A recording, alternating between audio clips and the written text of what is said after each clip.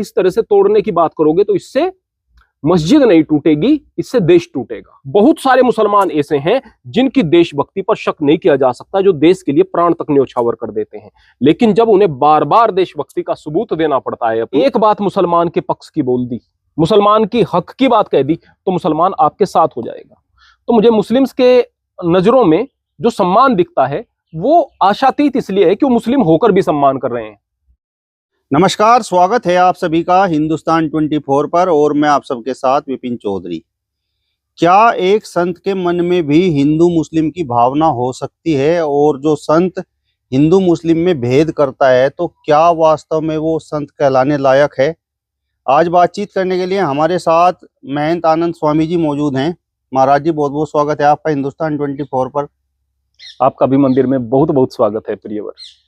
महाराज जी, जब कोई भगवा चोला पहनता है और संत बन जाता है तो क्या उसके मन में भी हिंदू मुस्लिम की भावना होती है? सर्वप्रथम तो मैं आपको बता दूं प्रियवर कि दुनिया के अंदर दो ही तरह के लोग हैं, अच्छे लोग और बुरे लोग। और रहा सवाल जाति का और धर्म का, धर्म क्या है? धर्म तो एक नियम है, नियम जो कि आदमी को सभ्यता से बांधते हैं। धर्म के केंद्र में ईश्वर हो यह जरूरी भी नहीं है। कुछ धर्म ऐसे भी हो सकते हैं जहां ईश्वर की परिकल्पना भी नहीं, लेकिन वो फिर भी धर्म है। वो धर्म इसलिए है क्योंकि वहां पर कुछ निश्चित नियम है, उन नियमों पर चल करके समाज अनुशासित रहता है। तो धर्म तो ये हो गया।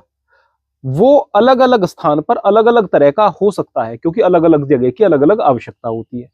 किसी जगह की कोई आवश्यकता तो वहां पर कुछ दूसरे नियम हो सकते हैं, किसी दूसरी जगह की अलग आवश्यकता, वहां पर कुछ दूसरे नियम हो सकते हैं। इसलिए अलग अलग धर्म हो सकते हैं, लेकिन मूल बात क्या है? अध्यात्म तो एक ही है। और आ सवाल जाति, जाति तो अच्छे आदमी के लिए बस दो ही होंगी, अच्छे आदमी, बुरे आदमी। अब बुरे आदमी से क्योंकि उसको थोड़ा सा दूर रहना होगा, हाँ बुरे आदमी के लिए भी दुआ करेगा कि परमात्मा इनको भी अच्छे रास्ते पर लेकर आए, लेकिन बुरे आदमी से बहुत ज्यादा नफरत नहीं करेगा, उनके लिए परमात्मा से प्रार्थना करेगा। हाँ, अगर वो समाज के लिए अहितकर हो रहे हैं तो उनका प्रतिकार भी करना पड़ेगा। तो मूल बात यह है कि संत की तो बात बहुत दूर की है, अच्छे आदमी की नजर में भी केवल दो ही बात होती है कि आदमी अच्छा है या बुरा है। अच्छा आदमी है तो अच्छा, चाहे वो आपके धर्म का है चाहे वो आपके धर्म का नहीं है। बुरा आदमी है तो बुरा, चाहे वो आपके धर्म का, आपके गोत्र का, आपकी बिरादरी का और आपके परिवार का ही है। आपके परिवार में बलात्कारी है, आप इसलिए साथ दे रहे हैं उसका कि ये हमारे परिवार का है, हमारे धर्म का है, हमारे गोत्र का है, हमारी बिरादरी का है, हमारा अपना है, तो आप अच्छे आदमी नहीं हो सकते हैं। गलत और सही, बस दो चीज होनी चाहिए और कुछ नहीं। महाराज जी, जो संत हिंदू और मुस्लिम में भेद करते हैं तो क्या वास्तव में वो संत होते हैं? ये कहूंगा कि जो संत है उसके लिए तो भेद नहीं है, न जाति का और न धर्म का। हाँ, भेद है अच्छे और बुरे का। बुरे का संत विरोध करेगा और निर्भय होकर के विरोध करेगा। दूसरा आदमी भयभीत हो सकता है, संत भयभीत नहीं होगा। दूसरा आदमी जो सामान्य आदमी है वो डर सकता है कि सामने वाला ताकतवर है, मेरा कुछ बिगाड़ देगा, सामने वाला रुसूख वाला है, मेरा कुछ बिगाड़ देगा। संत नहीं डरेगा, लेकिन वह जाति और धर्म का भेद कतई नहीं करेगा। वो केवल अच्छे और बुरे का जो है आधार मानकर चलेगा। और जो इन चीजों को मान रहा है, इस तरह की दीवार खड़ी कर रहा है, मैं कहूंगा कि अभी उसको संतत्व की परिभाषा का नहीं पता है। महाराज जी, आपका स्वभाव है सच बोलना। हमने बहराइच की घटना पर आपका इंटरव्यू किया, हमने संभल की घटना पर आपका इंटरव्यू किया। तो मेरा सवाल आपसे ये है कि सच बोलने से मतलब आप क्या खोते हैं और क्या पाते हैं? देखिएगा, आप अगर सच बोलेंगे, अभी आप मुझसे बांग्लादेश के बारे में यदि पूछेंगे, मैं 100% कहूंगा वहां हिंदुओं के साथ में बहुत बुरा हो रहा है, अत्याचार हो रहा है, और इतना बुरा हो रहा है कि जिसकी हिंदू देश में कल्पना भी नहीं की जा सकती है, जिस तरह की चीजें हो रही हैं। और दुनिया भर में ऐसा बहुत सारे स्थान पर हुआ है जहां पर कि इस्लामिक राष्ट्र हैं और वहां हिंदुओं के साथ में इस तरह की चीजें हुई हैं। अब मैं इस बात को अगर कह रहा हूं तो ये बात मुसलमानों को बुरी लग जाएगी। अब अगर हिंदू बुरा कर रहे हैं कुछ और गलत कर रहे हैं, और वो बात मैं यहां पर बोल रहा हूं कि हिंदू गलत कर रहा है, तो हिंदू को बुरी लग जाएगी। तो सच बोलने वाला जो व्यक्ति होता है वो हिंदू का भी बुरा हो जाता है, वो मुसलमान का भी बुरा हो जाता है। एक आदमी जो कि एक पक्ष की बात कर रहा है तो कम से कम उसके साथ एक पक्ष के तो लोग हैं। सच बोलने वाला आदमी किसी का नहीं हो सकता, क्योंकि गलती सब करेंगे और वो सबके खिलाफ बोल देगा कि भैया इसने गलती की है। अब मान लिया एक सरकार है, उस सरकार के अंदर कोई क्रिमिनल है और वो क्रिमिनल किसी जाति विशेष से संबंध रखता है, उसका एनकाउंटर हो जाता है। कहेंगे सरकार ने ब्राह्मणों का एनकाउंटर करा दिया, इस सरकार ने गुजरों का एनकाउंटर करा दिया। अरे गुजरों का नहीं कराया है, वो क्रिमिनल का कराया है। आप उसे गुजरों के साथ जोड़ करके देख रहे हैं। तो ठीक इसी तरह का स्वभाव जनता का हुआ करता है। एक पक्ष में बोलने वाला आदमी कम से कम एक पक्ष की भीड़ तो साथ में लेकर के चलता है, उसे सुरक्षा तो होती है। सच बोलने वाले आदमी को किसी चीज की सुरक्षा नहीं, वो तो भगवान के भरोसे रहता है और उससे धीरे धीरे सब लोग नाराज होना शुरू हो जाते हैं। इस तरह की चीजें मैंने भी अक्सर देखी है। महाराज जी, बहराइच की घटना पर और संभल की घटना पर जिस तरीके से आपने बोला है, तो खासकर सनातन धर्म के कुछ लोग कह रहे हैं कि महाराज जी तो मुस्लिमों का पक्ष करते हैं। एक बार उस वीडियो को सही प्रकार से देख करके देखें, एक बार वीडियो को पूरा देखें, ऐसा नहीं कि शुरुआत से पूरा देखें और उसके बाद देखें। मैं एक बात कहूंगा कि यदि आप इस बात को, सच्चाई को देखना, आप यदि आप 90 बात हिंदुओं के पक्ष की बोल देंगे और एक बात उनके खिलाफ चली जाएगी, 9 बात न्यूट्रल रहेंगी, 9 बात न्यूट्रल रहेंगी 100 में से, 90 बात उनके पक्ष की बोल दी, एक बात उनके खिलाफ हो गई, तो हिंदू आपसे नाराज हो जाएगा। आपने 90 बात मुसलमान के विरोध की बोल दी, 9 बात न्यूट्रल रही, एक बात मुसलमान के पक्ष की बोल दी, मुसलमान की हक की बात कह दी, तो मुसलमान आपके साथ हो जाएगा। आप इस बात को अंदाजा लगाकर देख लीजिएगा और मेरी उन वीडियोस को देखिएगा एक बार। कहीं कहीं पर मेरे मन में, मैं ईश्वर को साक्षी मान करके कहता हूं, कहीं पर मेरे मन में जब भी कोई बात सार्वजनिक कर रहा होता हूं, हिंदू मुसलमान नहीं रहता है। हिंदू की गलती को भी बोल रहा हूं, मुसलमान की गलती को भी बोल रहा हूं। अगर उन वीडियो में मुसलमान की गलती को ज्यादा बोला गया है, उसके बाद भी हिंदू नाराज हो रहा है, तो हिंदू को सोचना चाहिए कि तुम्हारी मानसिकता कहां है, कहां खड़े हुए हो। एक बार उन वीडियो को पूरा, जो आदमी बोलने वाला है, नकारात्मक बोलने वाला है, हमारे बारे में बोलेगा, कोई फर्क नहीं पड़ता है, क्योंकि फिर कहूंगा कि भाई किसी से लेकर नहीं खाते हैं, परमात्मा के आधार पर रहते हैं, मेहनत की कमाई हम खाते हैं और परमात्मा से यही प्रार्थना करते हैं, परमात्मा मेहनत की कमाई खाने योग्य हमें बना करके रखे। मैं फिर से यही बात कहूंगा, एक बार उन वीडियो को पूरा देख करके देखें और समझ करके देखें कि मुसलमान अगर उसकी तारीफ कर रहा है उस स्थिति में कि मुसलमान की वहां पर काफी हमने गलत बात को गलत कहा है, तो आप लोगों को क्या तकलीफ हुई। मैं फिर से यही बात कहूंगा, नकारात्मकता देखने वाला तो नकारात्मकता देखेगा, कहेंगे कि देखो कमल कितना सुंदर है, कितनी सुंदर पंखड़ी है, कितने सुंदर रंग है। नकारात्मकता देखने वाला क्या कहेगा, खड़ा तो कीचड़ में ही है, देखो भाई मोर कितना सुंदर पक्षी है, बोले पैर देखो कितने गंदे हैं। भाई जिसको नकारात्मकता देखनी है ना, वो तो छोटी सी चीज में भी नकारात्मकता देखेगा, और जिसने सकारात्मकता देखनी है वो देखेगा कि इंटेंशन क्या है, बोलने वाले का भाव क्या है, बोलने वाला किस भाव से, किस लहजे से कह रहा है। यदि आप शब्दों पर अटके रहेंगे ना, तो शब्दों से आप चीजों को नहीं समझ सकते, शब्दों से ज्यादा लहजा मायने रखता है। जो आदमी उस लहजे को पकड़ता है, उस निष्पक्षता को पकड़ता है, जो उस प्रेम को पकड़ता है, वही आदमी समझदार होता है। और जो शब्दों पर अटक करके रह जाता है और शब्दों में भी ये नहीं देखता कि 10 चीजें आपके पक्ष की हो रही है, एक चीज आपके खिलाफ जा रही है, मैं कहूंगा कि उनकी सोच को चेक कराना चाहिए, उनको सोच को चेक करना चाहिए, और ये सोच उन्हें मिट्टी में मिला देगी अगर कोई इस तरह की नकारात्मकता देखता है तो। महाराज जी, आप हमेशा ज्ञान की बातें बताते हैं, तो क्या आपकी बातों को मुस्लिम समाज के लोग ज्यादा गंभीरता से लेते हैं? देखिएगा, मैं आपको एक चीज बताता हूं कि जितना मैंने पाया है, वैसे तुलसीदास जी ने कहा है कि तुलसी कभी न जाइए जन्मभूमि के ठाम, गुण अवगुण चिन्हे नहीं लेत पुरानो नाम। कि भाई अपनी जन्मभूमि कभी ना जाए साधु, अगर जन्मभूमि में रहेगा तो बस ये कहेंगे अरे ये फलाने का बेटा है, ये फलाने खानदान से है, इसके खानदान में दूसरे लोग इस तरह के थे, इस तरह की बात करेंगे। बाहर जाओगे तो लोग सुनेंगे। मैं अपने क्षेत्र से जहां भी बाहर जाता हूं, वहां लोग ज्यादा ध्यान से चीजों को सुनते हैं, ज्यादा ध्यान से समझते हैं। वहां पर हिंदू भी हैं और मुसलमान भी हैं, सिख भी हैं, सभी लोग हैं। मैंने कभी यह नहीं देखा कि मुसलमान इस चीज को देख रहा हो कि ये हिंदू है, इसकी बात को नहीं सुनना है। अच्छी प्रकार से हम चीजों को बता रहे हैं तो उन अच्छी चीजों को मुसलमान भी स्वीकार कर रहा है, मैंने ये देखा है। मैंने यह भी देखा है कि हमारी बिरादरी से बाहर जो लोग हैं, दूसरी बिरादरी के हैं, वो थोड़ा सा ज्यादा ध्यान से चीजों को सुनते हैं।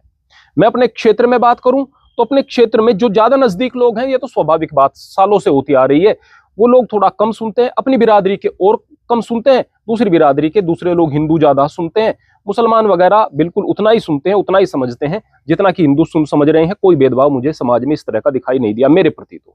महाराज जी, क्या आपने कभी ऐसा महसूस किया कि जिस तरीके से आप वीडियोस में बोलते हैं और स्पष्ट बोलते हैं और सच बोलते हैं, तो आपके उस सच बोलने के बाद हिंदू आपका ज़्यादा सम्मान कर रहे हैं या फिर मुस्लिम आपका ज़्यादा सम्मान कर रहे हैं? देखिएगा, मेरे गांव में मुसलमान नहीं है।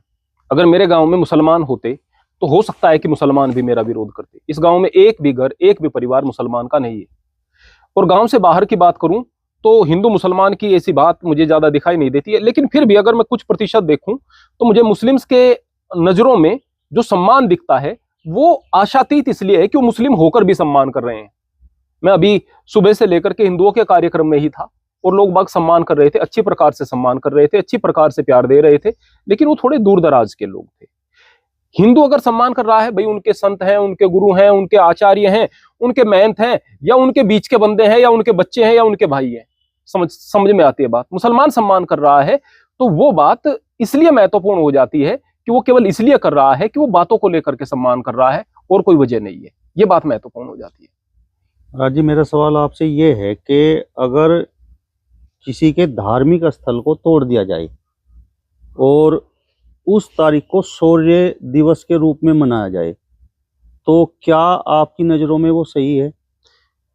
मैं आपको बताऊंगा कि अगर बाबरी मस्जिद की बात की जाए, मैं हमेशा से एक बात कहता था, बाबरी मस्जिद एक विवादित ढांचा हमारे देश में कहा गया है। विवादित ढांचा होने के कारण ही उसको प्लेस ऑफ वर्शिप एक्ट से बाहर रखा गया था। मैं बाबरी मस्जिद के विषय में इस बात को बार बार कहता था कि मुसलमानों को यह जो स्थान है यह हंसी खुशी दे देना चाहिए और यह कहना चाहिए कि भाई इस बात से इनकार नहीं करते, कोई बात नहीं, यहां पर आप जो है मंदिर बना सकते हैं।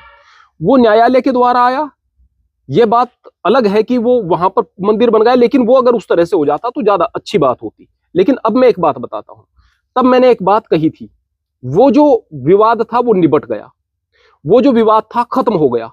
उस विवाद के समय जो यहां पर एक मुस्लिमों ने साथ दिया था, वहां पर आने वाले लोगों का स्वागत किया था, बढ़ चढ़ करके साथ दिया था और न्यायालय के फैसले का विरोध भी नहीं किया था, देश में एक माहौल बना था। अगर उस माहौल को आप लोग कायम रख पाते, मैं हिंदुओं से कहूंगा उस माहौल को यदि आप लोग कायम रख पाते तो फिर वो चीज बहुत बड़ी बात हो गई थी। आज अगर आप बहुत सारे मस्जिदों के नीचे मंदिर ढूंढोगे जो कि हैं, चाहे मुसलमान माने या ना माने, हैं, स्पष्ट रूप से हैं, लेकिन अगर आप उन्हें ढूंढोगे और इस तरह से तोड़ने की बात करोगे तो इससे मस्जिद नहीं टूटेगी, इससे देश टूटेगा। भाई जब वो शासन था, जब आक्रांता आए तो आक्रांता जिस धर्म के थे वो तो मंदिर तोड़ेंगे। आक्रांता क्यों आए? आपकी कमजोरी से आए, आपकी लड़ाई से आए। तो आप क्या गलती कर रहे हो इस बात को देखो। अब सीधा शौर्य दिवस पर आऊंगा मैं, क्योंकि यदि इस बात को मैं छोड़ करके आगे बढ़ूंगा तो मेरा पॉलिटिकल सा बयान हो जाएगा कि गोलमोल बात करने वाली बात हुई। ये बात को छोड़ूंगा नहीं। अब मैं एक बात बता रहा हूं कि ये जो शौर्य दिवस मनाया जा रहा है, ये जो बात आप बार बार हिंदू मुस्लिम की लड़ाई की यदि कर रहे हैं तो जानते हो इससे क्या हो रहा है? इससे इस्लाम मजबूत होगा, इससे मुसलमान मजबूत होंगे। इस देश के अंदर अगर बाहर से आक्रांता ना आते या खिलजी ना आते, यहां पर सूर्यों का शासन ना होता, तुर्कों का शासन ना होता, या मुगल ना आते, जानते हो क्या होता? हिंदू धर्म खतरे में आ चुका होता अब तक, क्योंकि आपस में लड़ रहे थे। मैं शैव हूं, मैं शाक्त हूं, मैं वैष्णव हूं, हमारा शैव धर्म, हमारा वैष्णव धर्म, हमारा शैव धर्म कहता है कि तुम्हारे विष्णु तो बहुत छोटे हैं, हमारा वैष्णव कहता है कि शिव तो उसके सामने हाथ जोड़े खड़े हैं, शाक्त कहता है कि माता शक्ति के ये सारे के सारे बच्चे हैं। अपने ग्रंथ को अपना ग्रंथ लेकर के बैठे हैं और वो दूसरे ग्रंथों को छोटा बता रहे हैं। लड़ाइयां थी आपस में बहुत ज्यादा, आपस में लड़कर मर जाते। जब बाहर से आकर के इन पर आक्रांताओं ने अत्याचार किया तो इनके अंदर एकता आई। किसने एकता की? अत्याचार ने एकता की, विरोध ने एकता की। इस सूत्र को जो समझ लेगा, सूत्र क्या है कि यदि आप किसी के खिलाफ समूह बना करके कोई माहौल क्रिएट करते हो तो सामने वाला उससे बड़ा समूह बना करके आपके खिलाफ माहौल क्रिएट करने में लग जाएगा, प्रतिकार में लग जाएगा, और उससे उनको मजबूती मिलेगी। तो मैं एक बात कहना चाहता हूं, आज मैं मुस्लिम समाज से एक बात कहना चाहता हूं।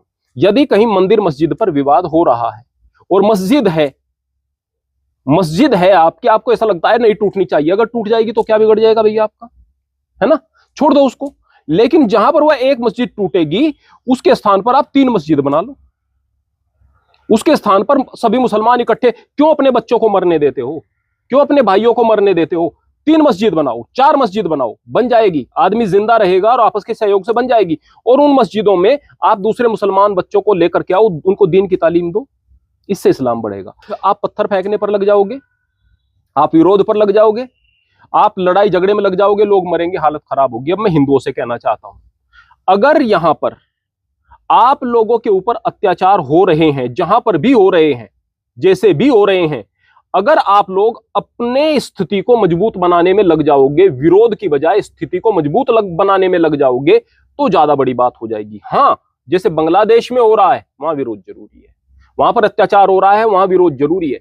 लेकिन मैं बात कर रहा हूं, अगर मुस्लिमों का शासन यहां पर हो और अभी तक यहां पर प्रजातंत्र हो, अभी तक यहां पर सेकुलरिज्म हो, अभी तक यहां पर आप अपनी पूजा के स्थान बना सकते हो, अगर आपका एक मंदिर छीन लिया जाए तो आप 3 मंदिर बनाने की क्षमता अपने अंदर रखें, आप गुरुकुल चलाएं, आप बच्चों को पढ़ाएं। आप बात कर रहे हैं कि हमें तो ये मंदिर चाहिए, हमें तो ये मस्जिद तोड़नी है।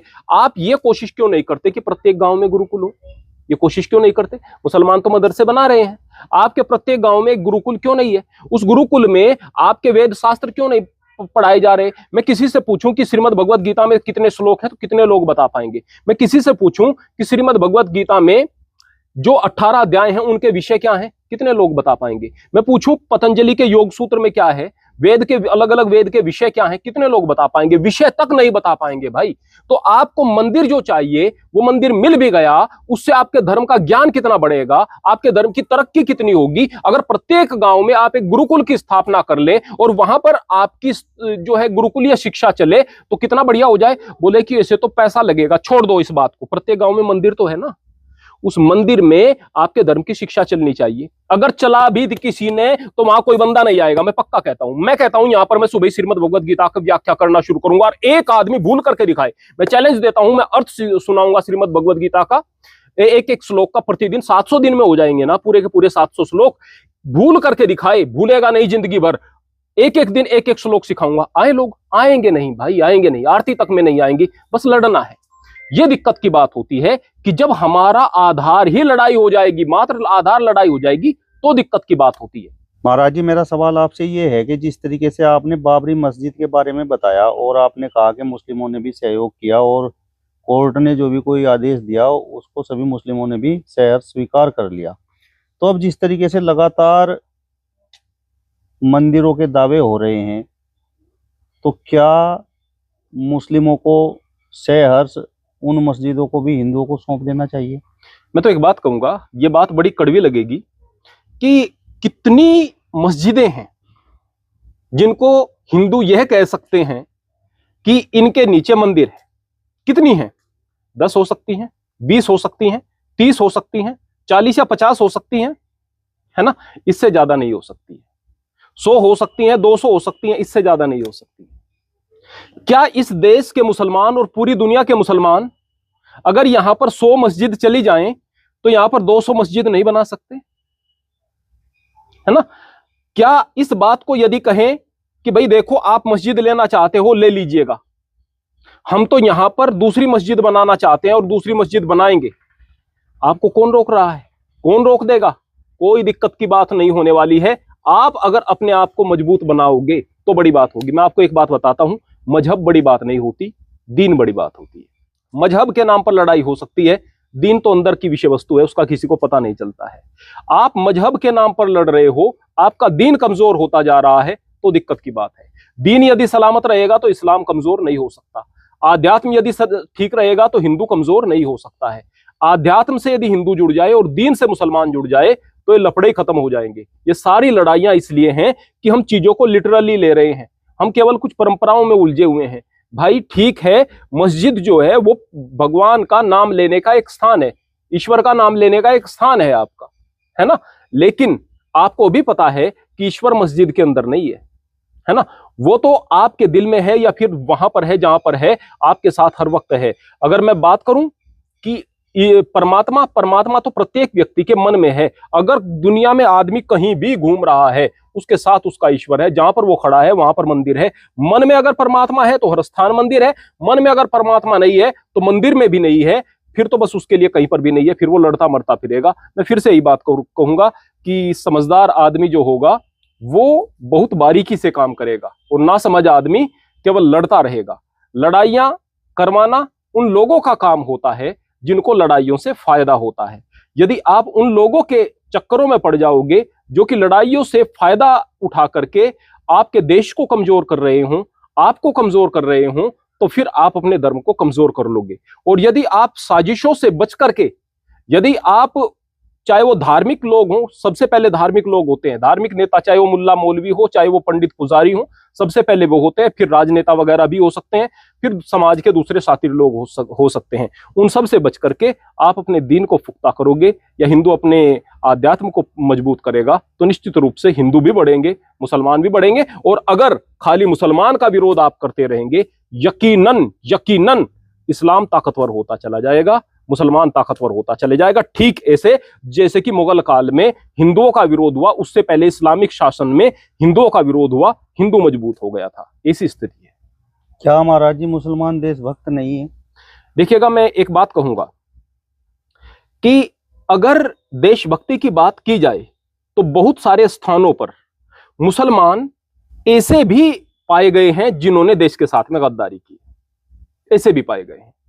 अब उस गद्दारी के कारण शक की नजरों से कई बार लोगों को देखा गया है।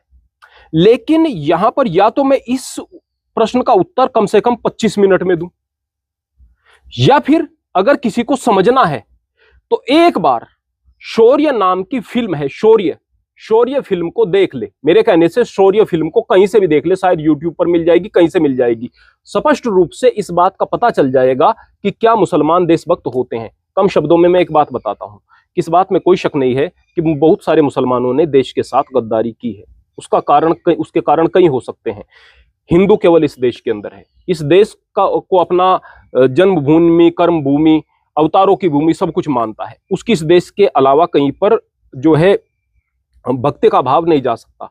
मुसलमान का भाव कहीं ना कहीं पाकिस्तान के साथ जुड़ा हुआ हो सकता है, या फिर अरब के साथ में जुड़ा हुआ हो सकता है, या फिर बाहर के मुल्कों के साथ में जुड़ा हुआ हो सकता है। इस बात से यदि कोई मुसलमान इनकार करता है तो वो उसकी गलती है। ऐसा सही है, ऐसा हो सकता है। लेकिन इन सारी चीजों के बावजूद बहुत सारे मुसलमान ऐसे हैं जिनकी देशभक्ति पर शक नहीं किया जा सकता, जो देश के लिए प्राण तक न्यौछावर कर देते हैं।